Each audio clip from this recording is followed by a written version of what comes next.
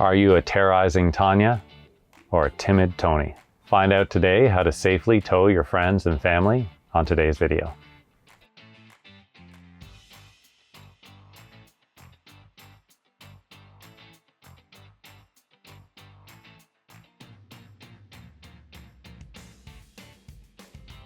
Hi, I'm Sean from Cove Lessons in Boating. One of the most common and easy water sports to get into is tubing. It's probably the first thing almost everybody does when they buy a boat, new or used.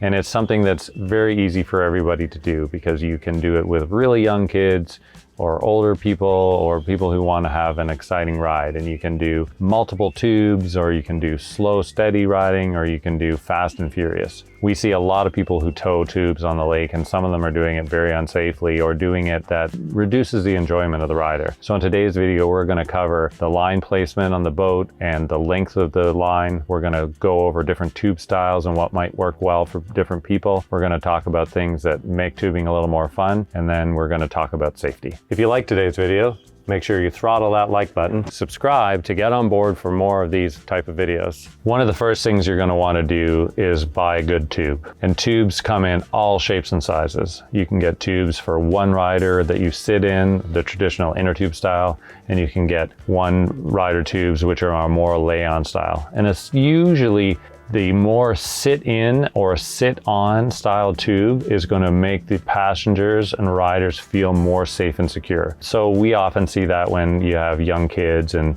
riders who are new, that they like to be able to sit in it almost like you're in a chair or down in the tube. They feel more tight and secure. People get older and they want to have a little more fun, a little more adventure. You'll find that tubes become lie-on tubes, and they come in different shapes. They can be completely flat and round. They can have wings on the side. You can even get tubes where you lie inside them and they roll. So there are a variety of different shapes and sizes and kind of crazy tubes out there. And you can get them from riders that are from 1 to 4 or more people. The really big tubes kind of get a little bulky when you're carrying them on the boat, so keep that in mind, that a really big tube should be avoided if you have a smaller boat. And if you have a really big crew and you often have 6, 7, 8 people who want to go tubing, one thing to consider is buying 2 of them. We would often take 2 lines, 2 tubes, 4 to 6 kids, maybe more, and then you can take everybody in one ride. If you have a boat that's strong enough to get them up on plane and safely drive around the lake, it can be a lot of fun to have multiple tubes going. After you pick the tube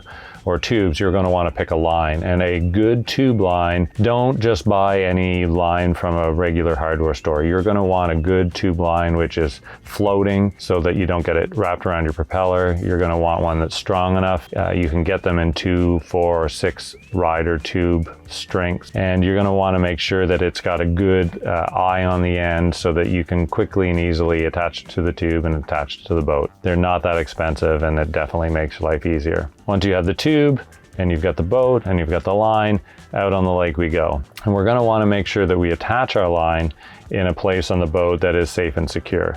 And most commonly on an outboard or IO powered board, that's going to be on a ski bar or on a ski hook eye that's on the transom of the boat. This is going to give you a little bit of height out of the water, and that's important because you want the tow rope angle to be slightly up from the water and tube so that it's not spraying the riders in the face. If you tow from a really low point, you often get that line dragging in the water, and it just makes the whole experience unpleasant for those people on the tube.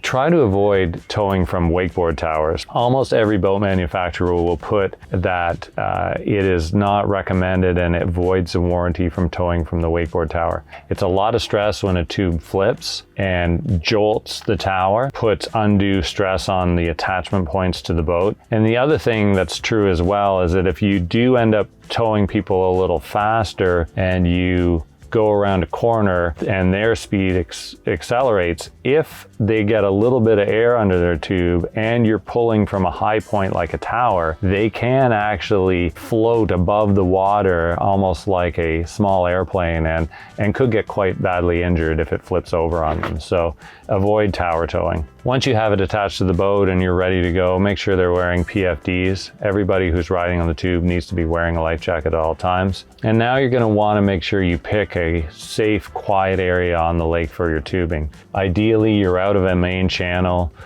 perhaps in a quieter bay or away from all the traffic on the lake.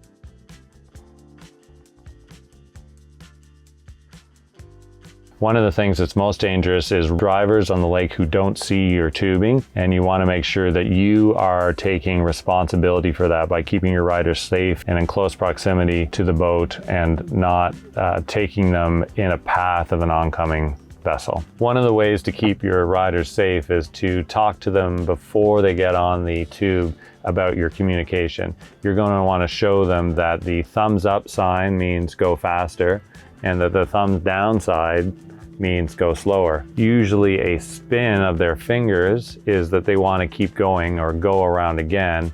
And if they give you a tapping on their head motion, then they're done. They want to tap out. So those are usually all you need is faster, slower, let's keep going, and I'm all done.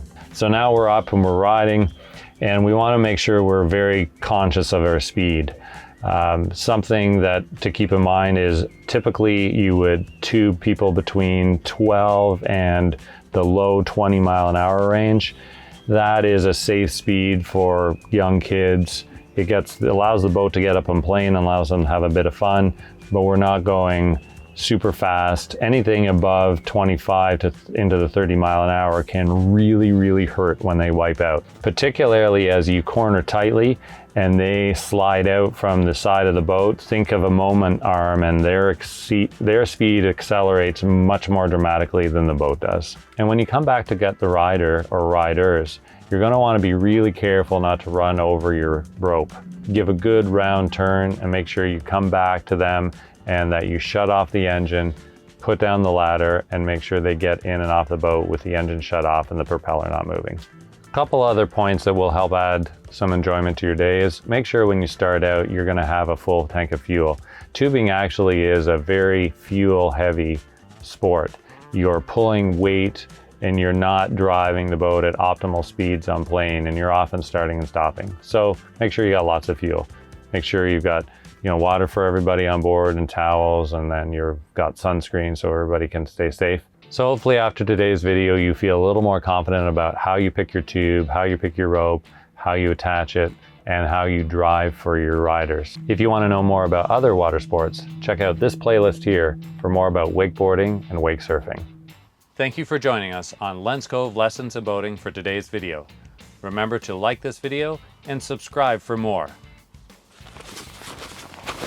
Be safe, have fun, and we'll see you out on the water.